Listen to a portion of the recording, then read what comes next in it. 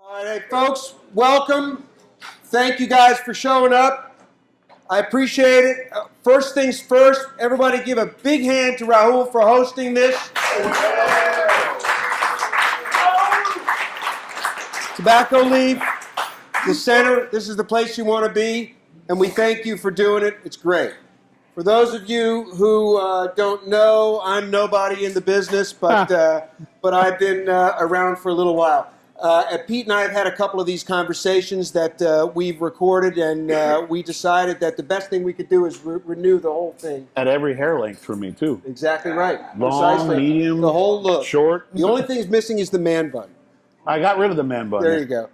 If anybody doesn't know George, a quick trip in his history, simple, he was my mentor in this business. This guy is a freaking encyclopedia, and if you have questions about anything in the world, he's got an answer.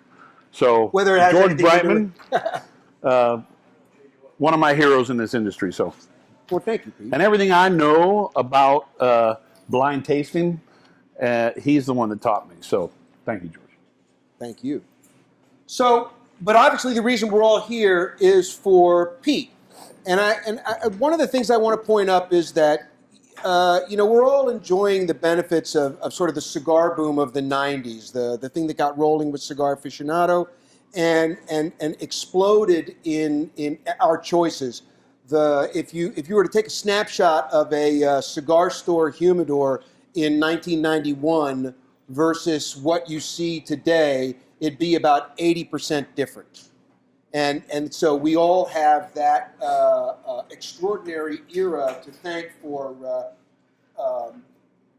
the embarrassment of riches that are in a cigar store today. But there are probably two, maybe three people that can be considered like the poster children for the boom of the 90s. Lito Gomez, Yeah. and you. Rocky Patel. Yeah, but Rocky's sort of the middle of the boom. And I usually say Ernesto Carrillo, but Ernesto had a 30-year head start, so it doesn't really count. He's an overnight sensation after 3 decades in the business. A funny story about Lito. I actually met Lito when he first got into the industry because I was already in the industry as a retailer, and I saw this guy come into the industry that I thought was doing some pretty cool new stuff. And Lito's, I saw him today. He's still a great man in this industry. So. He really is. But it's important to also to note that I know you may not like this, but basically you're the bell cow for gringos in the cigar business. Okay, before Pete came along in the 90s, and this is really true. Before Pete came along in the 90s, if you weren't a Latin heritage and born into the tobacco patch, you weren't really having a good time, and certainly you weren't fronting a brand. Nobody paid any attention, and there were different guys that would try cigars, but they were always way out on the fringe. The central part of the business was in legacy brands related to people who had claims of Cuban heritage or something one step removed from that. And then you came along and turned all that on its head. And so to mention, guys like Rocky and Tim Osner as he builds CAO and, now Matt Booth. And I mean, the list of your children in the business is long. And that's what they really are, because none of them would be there if it wasn't for you. And the thing that Pete did that was sort of the magic formula, and a few people tried to copy it early on, to varying degrees of success, is that you said, I want to respect Cuban tradition and the artisanal aspects, where the roots of this business are, but I'm going to do it with an LA rock star style. And that's really what it is. I mean, you're like absolutely the bad boy of the cigar business in that moment. And there was a group of people that were like, what's going on here? How is this happening? And it was exciting to watch. But what I want to do for everybody that's here, because obviously all these people understand tatuaje, but let's talk about how all of this has grown. First of all, in the Reader's Digest version, tell them about the roots of tatuaje. How did you start? The quick version, simply, if anybody knows a little bit about my history, I was in the retail game as an employee in a store, never owned anything. Sweeping the floors sweeping the floors and weighing out Mixing pipe tobacco in the back of a store. Met him very early on in my career in the industry. So now I'm 22, 23 years in this industry. And I always wanted to make my own brand. And it just took me a long time to realize how to do it the right way. But it wasn't really a long time compared to... Yeah, I spent 10 years basically paying my dues. Right. Which is nothing in the normal sense of achievement in the business. Well, I mean, shortly after I met him, I tried to make a cigar in the Dominican Republic. That never actually even went anywhere because I never actually produced anything. It was back in the day where the boom was very hot in the 90s, and everybody who I respected in the industry had no time for new projects, and I wanted to be part of a project and not part of just what's on the shelf. And a couple factories I went to, they literally took a cigar off of their shelf and said, "We can put this we can put this cigar with your band on it." And I said, "Well, that's not a part of me." So I waited, and I kind of got a little depressed with the industry for a while. The industry went like this and then went like that real quick for a short period. And then I started meeting younger people in the industry, still respecting the older people in the industry that I grew up with and knowing, respecting. And finally, in 2003, I met a gentleman by the name of Pepin Garcia. Well, when I met him, his name was Jose Garcia. His nickname was Pepin, or is Pepin. And I had a conversation with him about what he knew, which was Cuban cigars. And I said, "I want what's in your head in a cigar." And instantly, we put together a brand and a blend for me called Tatuaje. And still to this day, that cigar is made in Miami in very small production still, about 400,000 cigars a year. So if you see boxes outside Raul's store, lift up in the bottom of the box, and if you see Cuban made in Miami, those are still made in Miami at that small factory. All the brown label. Not all the brown label. There are a couple. But I'm saying everything that's made in Miami is a brown label. Yes. But so to put this in perspective, I want to make you understand one thing about this. This is a new growth period. It's post boom, but in a new growth period, and the truth is that this is a newly arrived guy who couldn't get arrested in the cigar business. No. In other words, no one knew Pepin. He is absolutely Pete's discovery, and I don't think today. Yeah, it's not fair to say it any other way. The truth is that in the business at large, in the national business, the guy had zero profile. It's not about his accomplishments. It's not about how good the cigars were. But the thing is that you found him and started making something, and people started buying the cigars going, where did these come from? I'm the lucky guy that gets to say that I was Pepin Garcia's first client. That's right. And I'm his most loyal client, too. That family does wonders for me.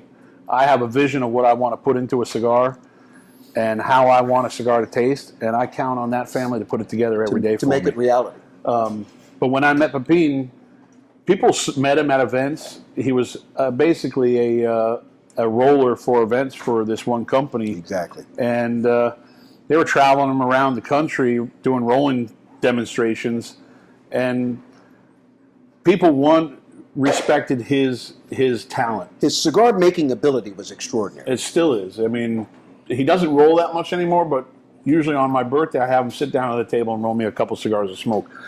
He's brilliant. But no one knew him, and I didn't know him, but I knew I wanted to finally make a brand after I tasted that first cigar that he put together for me. I was like, this is finally my brand. And that's where the Tatuaje name came from. Of course, everybody was like, why would you call a cigar tattoo?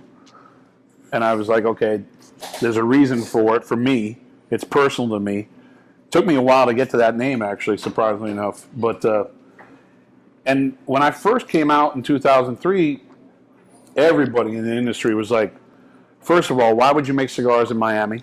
Second of all, the boom's over. It's long over. There's not much of a resurgence right now. And third, your price points are ridiculously expensive. My price points haven't changed since day one.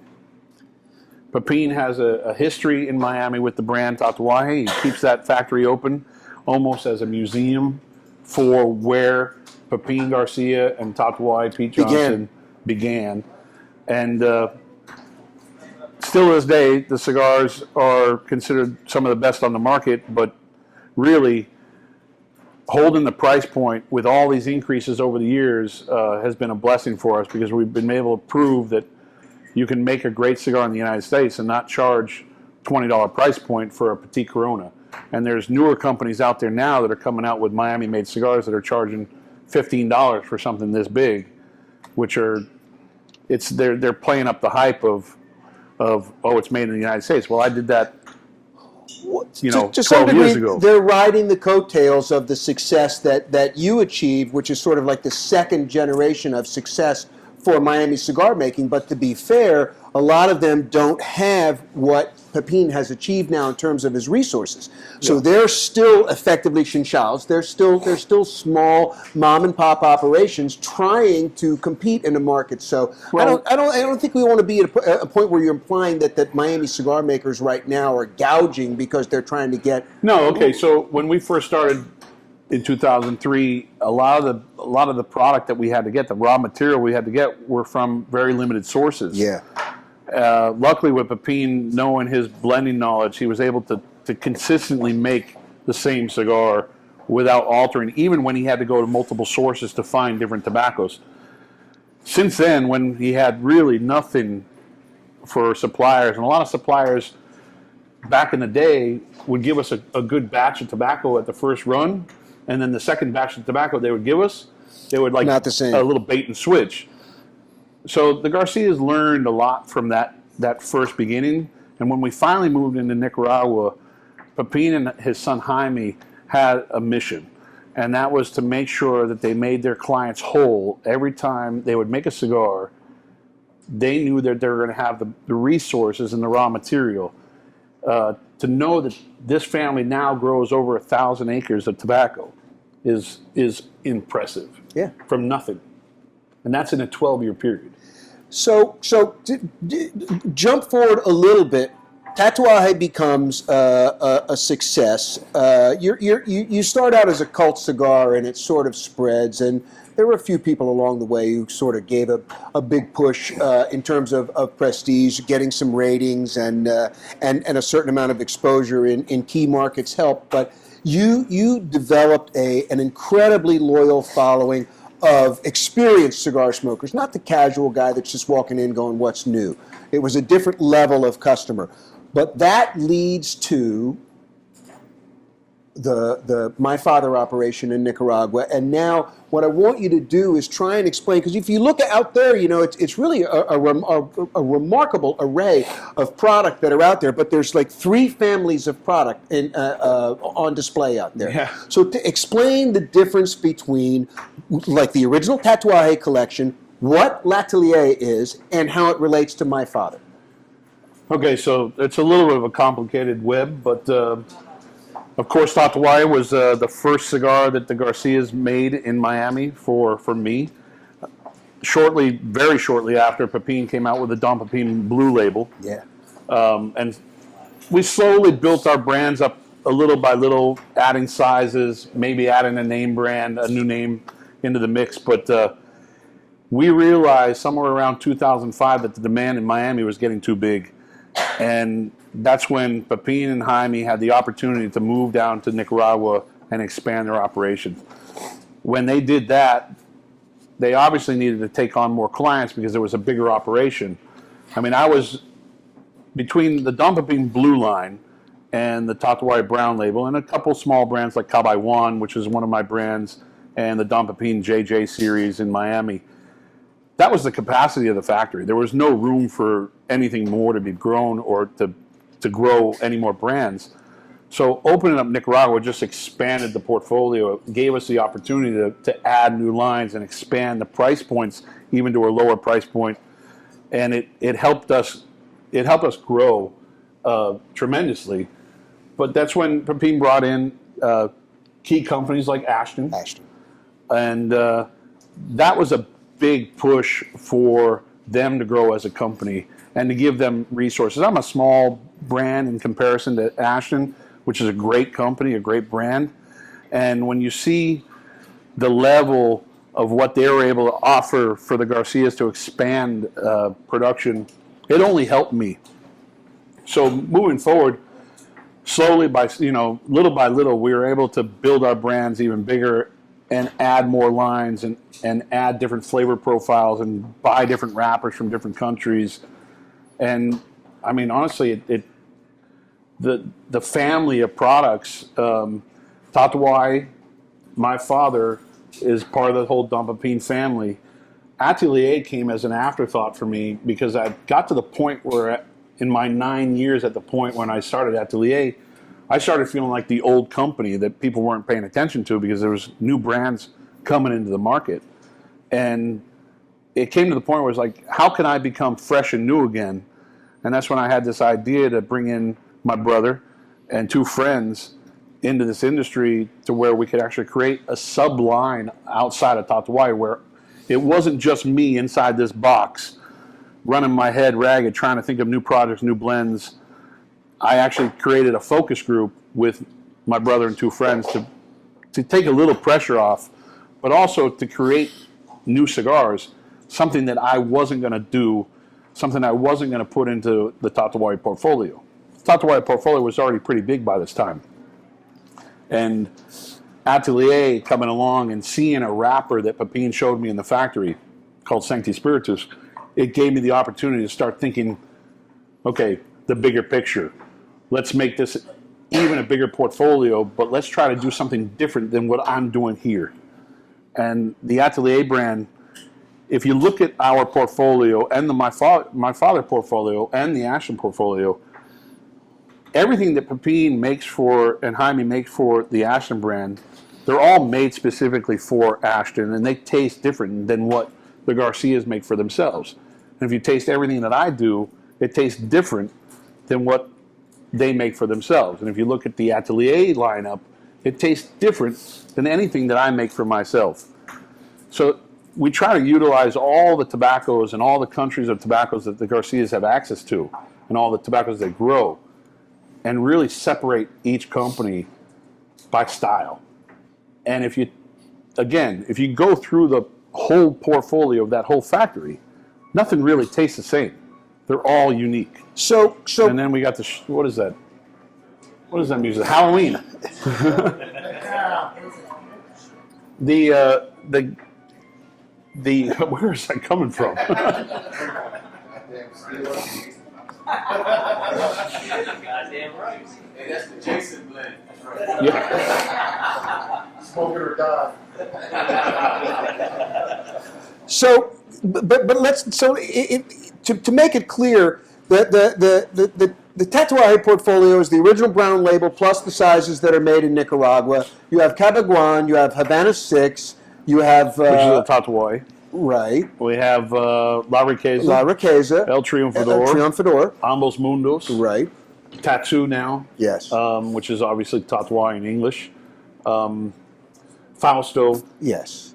With Atelier, we have Atelier, La Mission, El Trocadero, Surrogates, El Suelo. So there's a lot of brands going on. And if you look at the portfolio of Tatuai and Atelier, about 70% of those names are all old Cuban brand names that I happen to find in a book.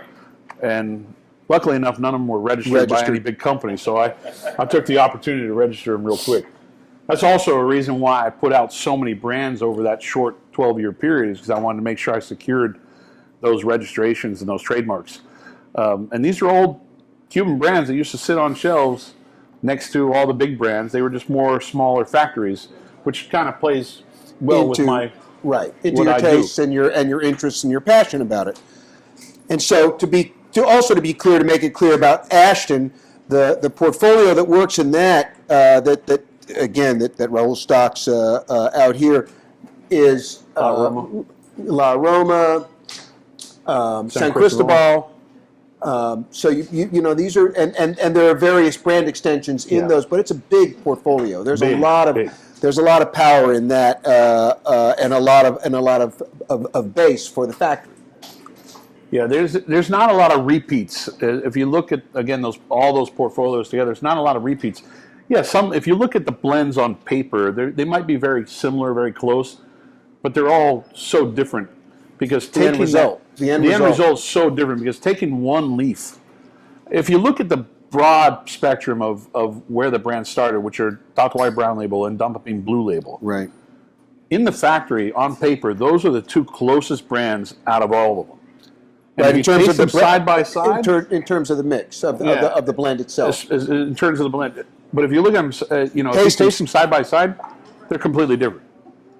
But on paper, blend-wise, they're the closest. I always say, this is a quote that I got from one of our guys in the office, but I always say that we have a seat for every ass and a price point for every wallet. We have cigars that go from $3 all the way up to $25. And we have blends that are all the way from the mildest of mildest that you can do in Nicaragua, like El Trio and Fedoras. Right. Probably the mildest I could come up with in Nicaragua. All the way to a brand like Fausto, which is one of the strongest cigars that are made in the factory, aside from like stuff like Jaime Garcia or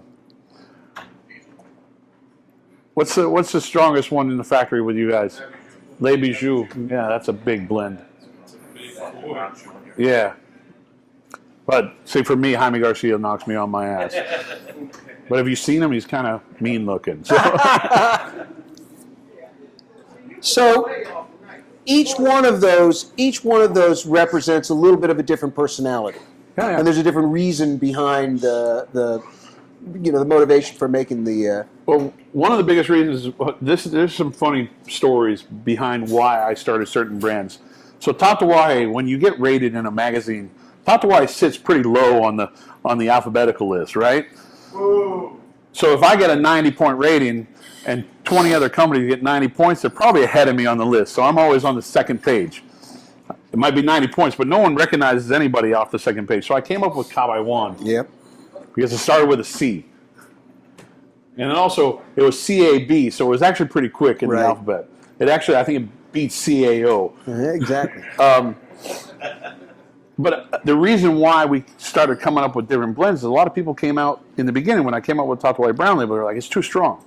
So the red label came about and the Cabaiguan came about because I wanted to make something that was more suitable for a palate that wasn't ready. A middle of the road smoke. The strength. I don't change blends. Absolutely 100%. If there's a way to avoid changing a blend, the only time I've ever changed anything was a wrapper. Mm-hmm. And that was because we were getting really crappy Corojo wrapper in Nicaragua. And we found a great resource with Oliva Tobacco, not to be confused with Oliva Cigars. Oliva Tobacco is a grower, a very large grower, big company. They grow tobacco in Ecuador and all over the world. Mexico and... But they came to us with a seed called Habano, which was the product of a seed called Habano 2000. And when Habano 2000 came out early on, it was a horrible wrapper. It was beautiful. It was beautiful. But it burned like asbestos. Right. It wouldn't. So you couldn't. It was a horrible burn. I've always been the promoter of, if it tastes good and it smells good, I got a lighter and I can touch it up. But when Pepin finally convinced me to switch from the Corojo that wasn't burning to Habano, not only did it was the true test of making sure that the blend was still there, but it was meaning like the flavor, the balance of the flavor? The flavor, the balance of the flavor, but it was the happy day when I saw the burn pretty. Mm-hmm. That was like the bonus, because it was never about that for me. It was always about the flavor and aroma. But when the bonus thing came in with that burn being so brilliant, and Oliva Tobacco growing some of the best wrappers in the world, it was a no-brainer to switch everything to that. So we switched over since 2007 for Tatuaje for wrappers.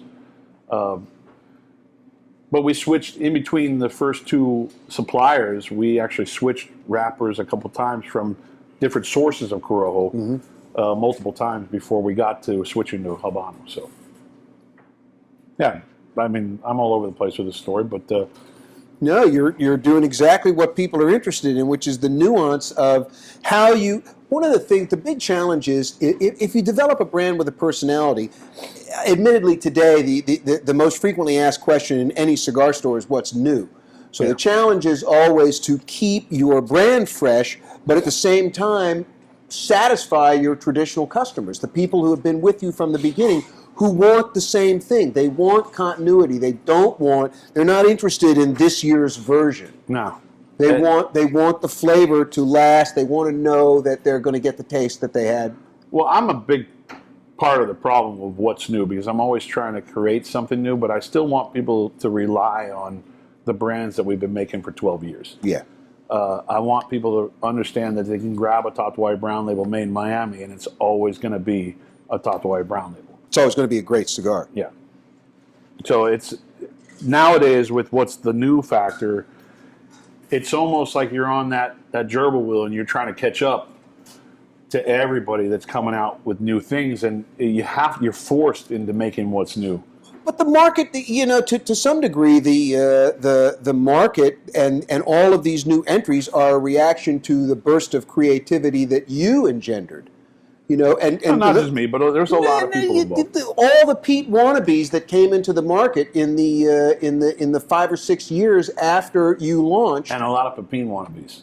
Well, there have been a lot of Pepin wannabes. Over absolutely. The years. And there's always the story. Pepin never claimed that his relatives grew tobacco for 800 years in Cuba. It was never. He was great at what he did in Cuba, and he has a history there. But then there's also that factor of, even today, there's a new company saying, "Oh, my dad was a grower in Cuba 100 years, or my family were growers in Cuba 100 years ago." It's all bullshit. We live in the romance industry of the cigar industry, and my biggest problem with this whole thing is there's too much romance and not enough truth. And so if you want to hear the bullshit, I'm the first guy to call it out. And George will be also the second guy. But there's too much of it, and I have a problem with hearing the stories, the fake stories of, I own tobacco farms, I own 600 acres in Cuba. There's all kinds of invented legacies that are out there, but the truth is always in the leaf and the end result. Yeah. The cigar tells the story. And the problem is that many times the more romance you get, the higher the price gets. Right? And that's not a consumer friendly circumstance. And we've always had to deal with that, our business has always been, and dating back to the days when guys were making cigars that were inspiring you and me when we were kids, they needed to define themselves in a way that gave a consumer a reason to come and sample. Because you go back, even just as little as 20 years ago, it was hard to get people to sample, to try new things. Today, it's the easiest thing in the world. People are jumping around like a flea on a hot plate. No, 12 years ago when I started, it was hard for me to get people to sample. The first year I went to a trade show, I actually walked out of the show with 5 retailers, and they all were friends of mine. Right. They were nice enough to pick up the brand, and it worked for them. And it slowly built, and they're all the beneficiaries of that early loyalty. I had no story. I was a musician who liked cigars that happened to have a decent reputation in the industry as someone who knew what a good cigar was. Again, partly because of training from him and other people that I look up to this day. Plenty of a lot of these people have been long gone. Right. Like Rolando Reyes Sr., Frankie Neza, people like that were, to me, were like, oh shit, these guys are a legit deal. The titans of the industry. So when I met Pepin, I was like, shit, this guy's like, he knows his shit. He's the young Turk. He's the new generation that really provided. He opened up a lot of things for the business. the accomplishments and what they've gone on to do. In other words, in creating their own broad portfolio based on the success that accrued because of you, because of what was happening with Tatuaje, because of the cigar they were making. I'm not taking anything away. I'm not saying that they weren't 100% legit, but without the raging success of Tatuaje and the sister brands that appeared, they don't have the automatic acceptance, the love. Once they started making these things, everybody wanted a cigar from Pepin. Yeah. I mean, I remember in 2006 when Ashton first approached him. I mean, it was like, it was a big deal for them. That was a great client. It feather in their cap? No, huge. And they've always done it right. I mean, they've... Listen, the thing is that the track record is extraordinary. No, absolutely. They're even with brands they don't make anymore, even those brands were like huge in the industry, but they, whether it be bad business with the people that were making them, but they fall prey to this the constant competition in the marketplace for evolving what's new and what's a trendy wrapper and what's the there are all kinds of phases of excitement and enthusiasm. But I'd have to say that we've been living in the decade of Pepin. The shadow cast by what that factory has accomplished. It's amazing. Is extraordinary. I mean, when you walk into a store and you see 200 facings that are made by that guy, and the store only holds 300 facings in their store. Exactly right. It's a pretty impressive thing. And to have happened overnight in the relative scheme of the history of the business, it's extraordinary. And the great thing is that people like the Olivas, all kinds of the people at the back end, the farmers have all recognized this extraordinary accomplishment and their work ethic. They all, it's a blessing because they respect him so much that, some of the greatest suppliers in the world, ASP, the Perez family, exactly, where we get our Connecticut Ecuador Oliva tobacco, where we get our Habano, our Sumatra, we get a decent batch every year, a decent sized batch every year of Connecticut broadly from a small farmer who actually came to Pepin and Jaime because he heard about them and wanted to sell them. Wanted to give them leaf to work with. Exactly. To make their reputation. And a great family that grows our Connecticut broadleaf. The Tarrant family with our Mexican San Andreas wrapper. These are all the best suppliers in the world when it comes to wrappers and tobacco. Nowadays, we don't have to worry as much about filler and binder because Pepin and Jaime are growing so much of it. But touching on the Tarrant family, you're talking about a group of people who've been in the business, the tobacco business in Mexico for generations, and extraordinary farmers and a great brand, a portfolio associated with them that really sort of was eclipsed. And in this country, for a long time, man, you could not sell a premium cigar with a Mexican wrapper. No. And you guys came along and changed everything. Completely changed the market perception for the product. I started late with Mexican, actually. The Garcias started early on with Mia Moore. For Ashton for La Roma.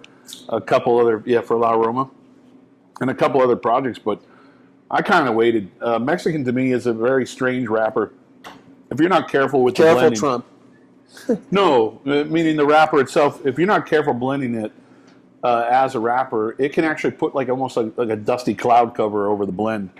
So it has to really go on the right blend. Yeah, but when you use it properly, it's magic. No, absolutely. It creates this unbelievably distinct and a really delicious flavor. Yeah, and we've had a lot of success with our new brand La Mission because of that wrapper. Yeah, and because of the blend that's inside of it. I mean, so far so good. I was telling someone earlier that we've gotten great reviews from the critics, which is great. 92 points from Aficionado, 94 points from Half Wheel, and a bunch of other critics out there, bloggers, whatever. But really, the end result is making sure it pleases the consumer's palate, because I can get a 94 on every cigar in my portfolio, but if you guys hate it, what's the point, right? The proof is in the pudding, and you have to make sure that it hits your palate correctly and not worry so much. I'm never really worried about ratings. Listen, It's always great to get ratings, and I love seeing them, but I've never been worried about, oh, you know what, 88 points. You know, Cigar Aficionado was a big part of my success. They reviewed my cigars very early on. They gave me great ratings. But they just gave one of the best cigars in the world an 88-point rating recently. And I'm like, okay, maybe it just didn't hit their palate that day. But to me, that cigar is like one of the best cigars that's been created in the last 12 years. But So- that happens anytime you have a Yeah. rating system. There are always going to be there are always going to be apparent biases and things that occur that and the actual rating process can lead to an aberrant rating. But the other thing to recognize is that eventually, you know, when you have the length of time that those people have been smoking and evaluating, and arguably the Cigar Aficionado tasting team smokes wider than anybody else in America. Yeah. And so it's almost impossible not. I mean, it's the Parker effect, right? Yeah. You're at some point your palate gets jaded, and it takes bigger and bigger and bigger flavors to blow it open. So when you've reached a plateau in that, and it takes a certain kind of flavor profile to get 90 or above, say, to get to the you know, what moves the needle. A cigar that is designed to be this mellow, subtle, delicate flavor isn't going to win those high points. But No. you don't blend. You never have. You don't blend to get a rating. No, You don't can't- blend to get a can't rating. think If you do that, you're always chasing the market instead of leading, and that's the thing that you've done all along. you blend to your palate. Right. I mean, that's the whole thing. Is that when you sit down and you put a cigar together, you don't want to sit there and go, I bet you if I put this together, I could sell 100,000 units because it's going to hit that sector of people that smoke this style of cigar. Or if I'm going to put it together, I can get at least 92 points. You can't think of it that way. Every cigar that we put together in the factory is made because we like it. No cigar is ever put together in that factory unless we say, yeah, that's it. Put it in production. We can't say, oh, that one will fool a lot of people. Let's make it. You can't do that. Because in the end of the day, if the consumer doesn't like it, what's the point in putting good raw material into a crappy cigar? As all the old cigar gangsters used to say, there's only two kinds of cigars: those that sell and those that don't. Sal Fontana? And you're lucky to be a creator in the former category, not the latter. But so we've done a lot of this ourselves back and forth. Let's and he and I, we could do this forever. Whenever we do these, I always say there's at least two people who are going to have a good time. But the rest of you, so let's open it up. Questions? People have things they want to know? Right here. Hey, how's it going, guys? I was fortunate enough to start smoking about 10 years ago when I was stationed in Germany. We had access to Cuban cigars. So when I came back to the States, you know, my big thing was trying to find something that was close. You know, it kind of gave me that same feeling of smoking really Cuban. Tata Waihe was the first brand that I came across that really not only made me feel like, oh yeah, this is good, but even better. The Seventh Reserve was my go-to cigar for years and still is. With things in Cuba changing, where do you guys see 10 years from now the industry going? If the sanctions drop, the embargo drops, do you see that opening up the market? You see maybe the market has gone, maybe tobacco growing and the quality of tobacco we have now is better than what they're producing in Cuba? Do you see a shift? I think the growing, if I can interrupt you real quick, That was it. I think the growing now in countries outside of Cuba is like way, I mean, beyond better than what Cuba's doing. Cuba has the history, it's got the soil, it doesn't have the processing. I mean, they can grow great tobacco there, but not in their current conditions. Do I think the embargo is going to open up? This is a long, drawn-out story. Everybody, you know, when our president got on there and said, oh, you know, we're going to open up relations with Cuba, everybody's like, Cuba's opening up. Man, nothing's going to change. That country's still going to treat their people the way they do. They're not going to, you know, the next thing, oh, yeah, we're going to open up and everything's going to people in the streets of Cuba are going to rejoice and scream hallelujah. No, the Castros, while they're still involved, and anybody that's underneath the Castros, they're going to continue to keep their people depressed, and it's not going to change anything. We might put more money into Cuba, but it's not going to go to the people of Cuba. It's going to go to the government. So that's a bad subject for me to get on, because I could go all day long with, like, from what I know and from what I believe in. And yeah, I don't know. I don't see much change in Cuba unless you get rid of the Castros and a few of the people down below them. But you would really need people like Oliva, ASP, the Garcias, or any of these other big growers to go down to Cuba and really rework the soil and really change the way they ferment tobacco and actually ferment tobacco completely, because they're not doing it in Cuba. And that's why, if you've tasted Cuban cigars nowadays, they don't taste like they did when I smoked Cuban cigars back 22 years ago, 25 years ago. Some of those cigars back in 25 years ago were heavenly. They're not the same cigars that I grew up with. Well, they don't grow the same tobacco anymore. Yeah. But one of the things that's going to happen, I think that the ambition is that relaxing the embargo, dropping sanctions, and changing things. The problem in Cuba is that they want cradle-to-grave health care and blue jeans and French fries. And so far, that hasn't worked anywhere in the world. So the objective is that if the embargo changes things, if the embargo ends and money goes in, that it will make the Castros and their control irrelevant. And we see a sort of a surprise change, like the wall falling.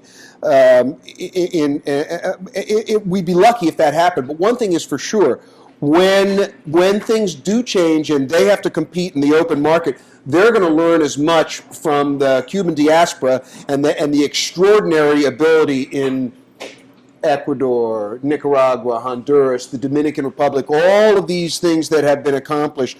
There are going to be some extraordinary things that come about. We always talk about it, as the EPCOTs, all right, the experimental prototypical cigars of tomorrow that are going to be hybrids. And there'll be a lot of energy. I mean, one of the things that can happen is that you can take beautiful raw material and get it out of the country and have a completely different manufacturing ethic and a different palate that to produce something that's unique and distinctive. I think everybody's waiting for the blends. Yeah, everybody's waiting for the opportunity to use some Cuban material in their own factory with their own ideas. And everybody's waiting for that combo between Nicaragua and Cuba. The problem that we're having right now is that there's a lot of rumors that Cuba's getting Nicaraguan tobacco, and supposedly they're blending Nicaraguan tobacco.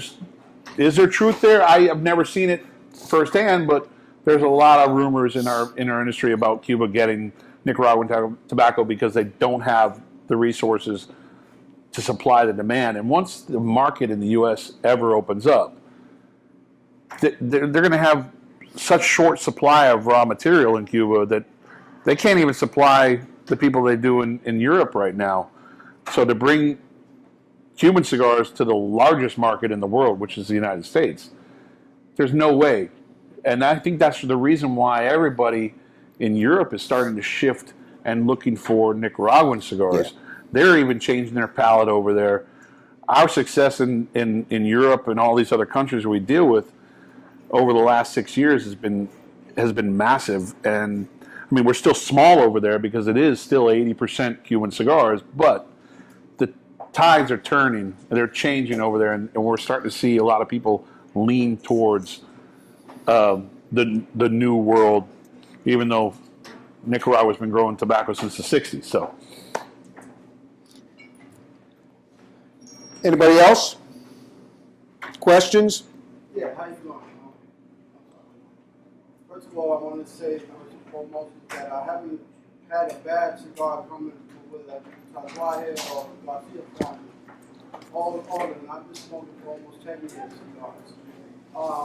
What advice do you have for a newbie that wants to start in the business or in the industry? What advice do you have? Oh man, you know what? You want to start in the industry? Well, like, Because have your own cigar line and such sort, I always say that you need to pay your dues a little bit. You need to get behind a counter and work and actually experience the culture of the cigar business before getting into it blind. Even when I started with the working in the cigar industry, I thought, shit, I'm going to go make a cigar down in the Dominican Republic. This is in 1995, 96. I'm like, man, this is a lot harder than I expected it to be. And I never made it. I decided to wait. You have to pay your dues. You have to understand the culture. You have to understand what your palate is. And I always say, I had this conversation in Vegas in front of a lot of people where if you do eventually have your own brand, don't force it on people. If you know it's good and you believe in it, people will come to you. Eventually, people will find you and they'll realize that you're making something good. But don't try to fool people either. Don't know what material goes into the cigars. Know what you're putting together. Be honest with what you're putting out there.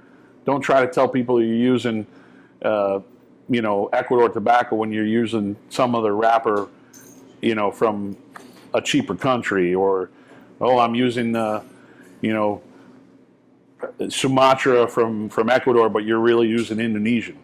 Be honest with everything that goes out there. Everything you make, put it on paper and let people know. Truth in marketing is one of the best things you can ever do. Transparency, but it's also when he's talking about paying your dues. It's I always think about the old adage in the wine business, which you know very well. You know the answer to the question: how do you make $1 million in the wine business? Start with 10 million. Start with 10 million. Okay, so that's I think it's actually, how do you end up with $1 million? Yeah, well, that's what I say. How do you make $1 million? You start with 10. How you doing, earlier, cigar concierge. There's a lot of enthusiasts and potential aficionados who are kind of intimidated by cigar lounges. We got this whole image and perception that if you go into a place like this, you got to know what you're looking for, or you get the imbalance of being nervous. You got organizations like mine that we talked about earlier who are trying to introduce to the masses. Yeah.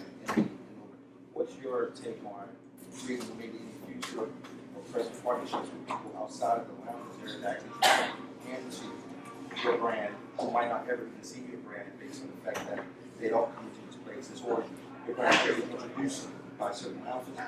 You guys, have you probably seen people around doing like what we do, for instance? Yeah, a few people. I mean, that's a tough question. I mean, because it's really just about education. It's educating people, explaining to people and teaching them that, cigars are a big part of a personal pleasure. It's people talk about this is my freedom to smoke cigars. No, it's our way. It's our life choice. We smoke cigars because we choose to smoke cigars, and it's really about educating people about the different styles, the different opportunities in cigar stores of learning how to buy certain cigars and getting good deals on discounts. Like with Raul, he gave great deals today for everybody's brands, but it's really about not making it, the He-Man Woman's Hater Club. Cigars go a long way with every culture and every being. I mean, it's not just rich guys lighting cigars with $100 bills. I mean, we're normal people. Look at me. I'm a. So in terms of introducing them to the lifestyle and maybe partner with groups like yourselves or individuals like you who are so vested into the lifestyle, is there something in any plans down the road to maybe take your words and your feelings, for instance, that we could accompany to these people and help out? I mean, we can talk about it more later. Yeah, it's definitely something we're trying to bring to the forefront, because we're finding when we go to these venues and we set up these virtual lounges, a lot of people ask us certain questions that we do educate them. Yeah. With the idea concept. But we do love the cigars that you present. We told you that earlier. This event is like huge for us. Aside from being on a fast track with blends and stuff like that, with me, I'm really like a snail when it comes to promotion. A lot of times, it's really about the social networking and reaching out to everybody just to enjoy cigars. It's really just having a conversation with anybody and everybody. It's a social instrument. Yeah. That's the beauty of cigars, is that it brings everybody together. It's literally the only democratic luxury. You know, there are very few things that unite people of every walk and every stripe, and it's one of the only times that the bank president and the car mechanic are going to sit side by side, trade stories and share opinions. And there is nothing in our lives that does that, and it fosters community. So the more that you can create a group to share your knowledge, because that's all it is. It's just about sharing with people. That's the privilege, and it's one of the most rewarding things you can do. Yeah, George mentioned community. I mean, I have a group called Saints and Sinners that was like for lack of better words, a fan club for my brands, but it's not really about my brands in a sense. It's more about the culture of cigar smoking, and it's turned into a community. It is a community, and it's really about a swap. It's always about Saints and Sinners is really a great example to pay it forward. Oh, absolutely. The charitable aspect in that club is Extraordinary. tremendous. Cirillo? So, the question I have is, was it the brand first or was it the cigar first? Oh, Did you no. have- Okay, so I've explained this a couple times, maybe not to you, but when I created the cigar with Pepin that first night in Los Angeles, or Beverly Hills, California, the Grand Havana Room, it was April 2003. I had no idea what I was going to call this cigar. No idea. And I remember talking to a busboy at the club about names and what. I knew no Spanish, man. My Spanish was horrible. I knew how to say hello and, goodbye and Menu Spanish. yeah, baño, stuff like that. But I didn't know what the word for tattoo was, and they had mentioned tatuaje like months before that, but I didn't pay attention to it. So my first brand name that I actually thought of was La Riqueza. I'm glad I didn't use La Riqueza then because I didn't know there was a history behind the brand. And it popped in my head. It's like, well, tatuaje. And even the day that I first went down to Miami and met the Garcia family. I had already met Pepin, but I met the whole family. They were like, tatuaje? Why would this guy call a cigar tatuaje? And I walked in the room and they go, oh, now we understand. okay, we understand. But yeah, exactly. It was like, okay, we kind of understand, but it's still kind of a weird name to call a cigar. There's really no tradition. But then they started understanding where I wanted to go with the packaging and the respect to history. So I took a fresh, young name, which still to this day people Totally can't pronounce unpronounceable. it. Yes, absolutely. And I've heard every variation. They still didn't quite understand it because I was going for the respect for tradition and packaging and taking this fresh name and trying something that really reflected me. Young at the time, not so much anymore, with a true sense of history in the cigar business. Yeah. And that really, I think that really played to for my success in the business because I actually taught people a little bit about the history of Cuba and a little bit about the history of just cigars in general. Again, back to La Riqueza, I'm glad I waited because I found this brand in a book. And I was like, oh, La Riqueza. I was going to call that my original brand, La Riqueza. And I was like, wow, there's actually art to La Riqueza. This was an old Cuban brand. And I found pieces of the history of La Riqueza, and I replicated it to my own brand. Yeah, again, it's always been about the cigar first, though. Nowadays, I'll have a brand name that I go, oh man, I really want to use that brand name, but I want to do this with that brand name. And actually, Triunfador is a good example. I knew exactly what I wanted to do with the brand. I knew I wanted the mildest possible product that I could make in Nicaragua by taking that traditional Triunfador brand and making that easy smoking style. And if you look at the first Triumphador, which was a little bit heavier because of the Connecticut broadleaf, that was just to save the trademark, to protect the trademark. The true form of Triumphador is the one with the red label. And people always question, like, why'd you change the blend to Triumphador? I go, I didn't. That's what I really had in mind for Triumphador. The original Triumphador was really to save the trademark, and that's why it was only one size, and it will continue to only be one size. I don't know, one day I might expand that version of it, but it was, the reason behind Triumphador was that red label one. So some of the things you've done since the start of the company, it seems from the public's perspective to be brand first. Like you develop the brand and then you put product underneath it.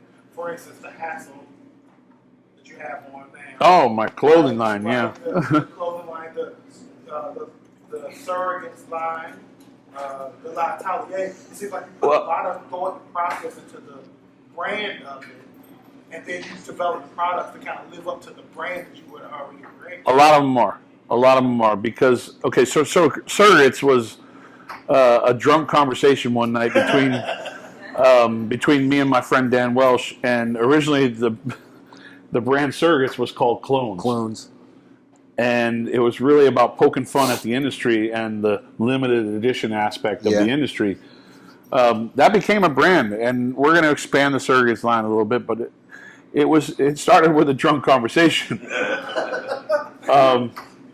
Atelier really was a name that I just loved, and when we got together with my brother and Dan Welsh and Sean Johnson, no relation, but a good friend, Atelier means the workshop, and it made sense. Like, okay, I'm going to start this workshop on the side of Tatuaje to really be a focus group and a workshop for a whole nother company. Yeah.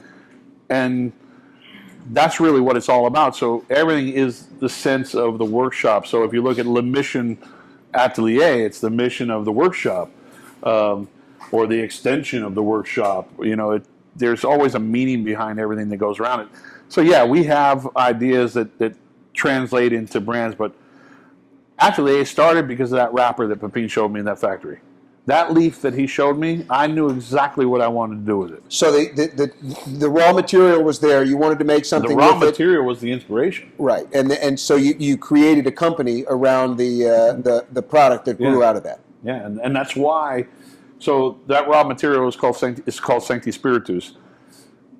That's why if you look at every Atelier brand, not Surrogates, that's a separate line, or Trocadero, same thing, or El Suelo, same thing. Everything that's marked Atelier will have a Sancti Spiritus leaf somewhere in the blend. So that's our root. That's why, you know, that's our identity. That's really why Atelier exists, is because of that leaf. Because of that one chance encounter that Pepin Garcia showed me a leaf in the factory and said, "You like it?" And I said, "Hell yeah, I know exactly what I'm going to do with it." I was actually with the people from Ashton, Jaime and Pepin in the factory, and I said, "I know exactly what I'm going to do with this leaf." And it was all from that one time of him holding that leaf up. I go, "Man, that's sexy. I know exactly what I want to do with it." So there's a lot of them. Hassel's my middle name. It's actually pronounced Hassel, but I remember a French guy called me Mr. Assel, which from the Sofitel, Denis. Yeah, so I mean, this is my middle name. I wanted to start a clothing line, so I make jeans and flannel shirts and stuff, but that was really just to branch out with a simple brand name, and my middle name worked, so. In this climate of anti-tobacco legislation, anti-tobacco movements, I mean, every session, federal, local, state, there's always several new bills that limit, or seek to limit use of tobacco. Yeah. How has that affected you and your business, and so how do you see yourself accessing new markets with this climate? I don't think there's many new markets we can access. I mean, Europe's a different story, but in the United States, we're just full of challenges, whether it be smoking laws, anti-tobacco legislation, FDA that we're dealing with right now. It's right now it's really trying to educate the antis that we are a different industry. We're not the cigarette industry, and that we are a relaxation industry. And if they want to compare us to anything, they should compare us to like the liquor industry. But there doesn't seem to be much that the liquor industry can do wrong, because they seem to get away with everything, including bubblegum flavored vodka. But I don't know. It's every day's a battle, and it's really about the education of the consumers, and then the consumers' right.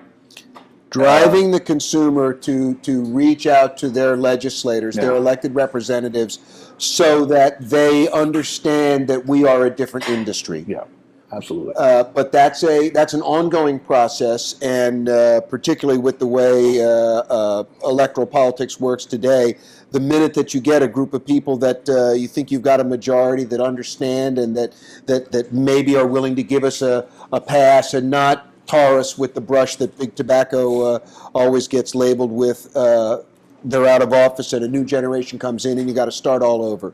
And it's a Sisyphean task. You were always pushing that rock uphill. It's not in the foreseeable future. That's not going to change. We're going to be under attack, but to some degree, that's it's the business we've chosen. To quote a source we won't name, but anyway, it's not going away.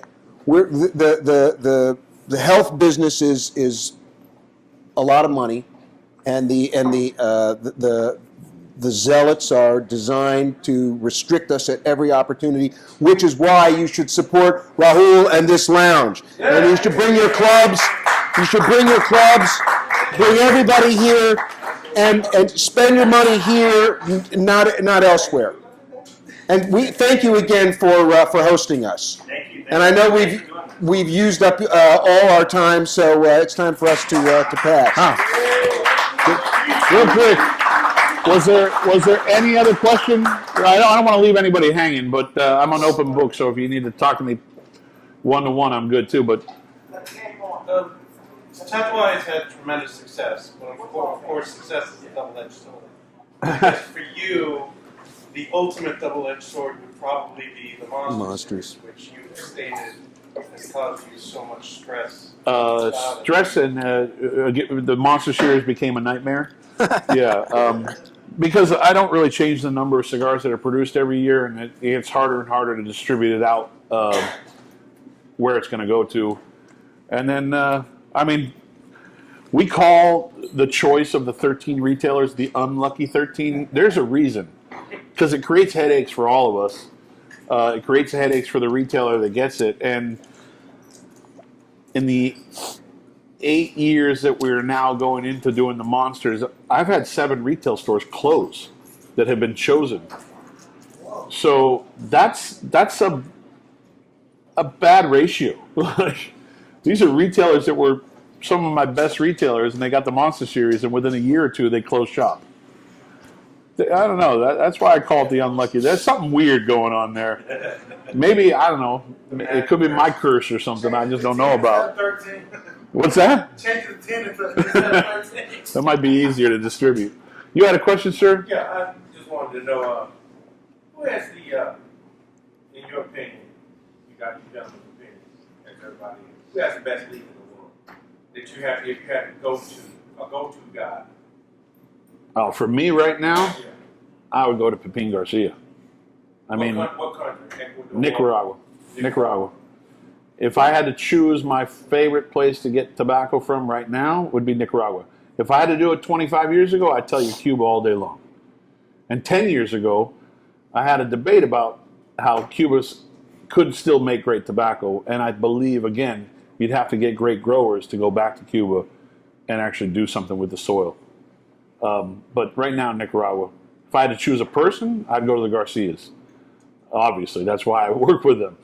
But if I had to choose outside sources, that's why we use the Perez family. That's why we use the Oliva Tobacco family. That's why we use the Tarrant family. There's great tobacco everywhere in the world. The beauty of modern cigar making in the marketplace is that you can really have a palate and you can use tobacco. You're not limited. 25, 30 years ago, yeah, if you were a Nicaraguan cigar, it was all Nicaraguan. If you were a Honduran cigar, it was all Honduran. If it was a Dominican cigar, it was nothing but Dominican with maybe a Connecticut or a Cameroon wrapper. Yeah. There was very little variation. Everything was, the country of origin dictated what your contents were going to be. Now people are blending. It's really remarkable. And again, that's another thing that the Garcia family has done extraordinarily well is to use all of these elements that are available. Yeah, when I first started smoking, everything was kind of like by country, like George said, and it was easy to walk into a humidor for me and actually understand what a Nicaraguan cigar smelled like and what a Dominican cigar smelled like. So I would study cigars, and if someone blinded me and gave me a cigar like George used to, I'd be like, okay, it's Cuban. And I failed the test a couple times based on, because he would make me actually tell him the brand and the size. What it was. And I'd usually get it on the second guess. You were Because usually very on the good. first guess, if I got it wrong, he'd be like, Right, go back to exactly. school. Mm-hmm. But there was a time where you could actually do that, and nowadays it's like, okay, I don't know.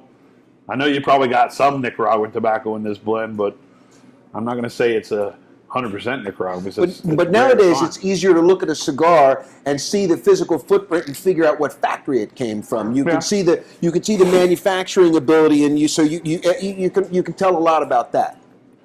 Yeah, I mean, if you look at a cap, the head of a cigar, that beautiful triple cap, if you see that triple cap and it's so clean, most likely the Garcia's made it. There are a few other factories that do it well also. But not to the degree. But not to the degree of what the Garcias make. Again, I'm a proud child when it comes to looking at my father factory, because as well you I should was be part right. of their growth, and I'm a loyal customer for them, and I'll always be a customer of theirs. Yeah. I've branched out with some collaborations with other companies recently, and the quality is great, the cigars are great, but there's a reason why I work so closely with that family. So yeah, I mean, it's really, they're artists, and they've trained their rollers how to be artists with them. And I'm not saying that every cigar is perfect. You might have a bad cigar from the factory here and there, and we would love to make every cigar 100% flawless. It's just not possible. It's human error. That's what makes the cigars so valuable. That's what makes that's the attraction, is that they are like that. Before we gotta wrap up. We're going to be around, but before you do, introduce. Right? Yeah, real quick. We talked about your jackal earlier. Yeah, the one I made for Chicago. Yeah, I read about your inspiration for that. Was it going to Egypt or something like that? No, that was actually the idea came from the retailer, Casa de Monte Cristo in Chicago area. They're the ones that brought me the idea. I've never been over there myself. They brought me the idea for the art and everything. I came up with the concept of the cigar. Also, we talked about your Monster series. Where do you draw your inspiration from for these different lines? Every monster, I have to feel the monster in the style. It has to, I don't know, like there's always has to be a point of inspiration on the monsters. Like the reason why I made Frankenstein a long box press cigar, because he was very tall and square and kind of green, so I used a dark wrapper with a green band. So everything's got a little inspiration behind it, but it's getting harder and harder to create stuff for the Monster series. That's why it's become a nightmare. I'll tell you that if you ever seen The Old Man of the Sea, ever saw The Old Man of the Sea? That idea came from this guy. I did alter the idea. He wanted me to do it with my Cazadori size, which is a 6 3/8 by 43. It's not easy to do a Cazadori size in a Culebra, so I decided to do a Lancero, but that inspiration came from him. Yeah. He gave me the whole idea of doing a Culebra. It's the old single cigar, the old blend with the Culebra next to it. That's where the C comes from. So, I just wanted to touch up on something real quick.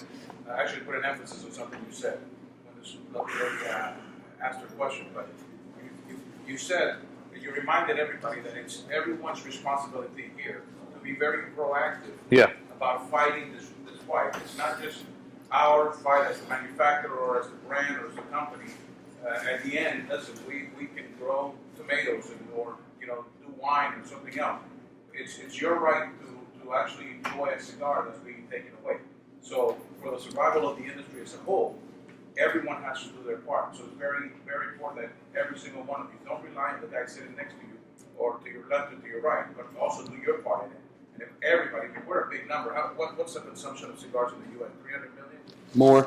Or whatever it is. More. I mean, so Yeah. imagine how many people are smoking. We all banded together and actually proactively went out there and really did our part.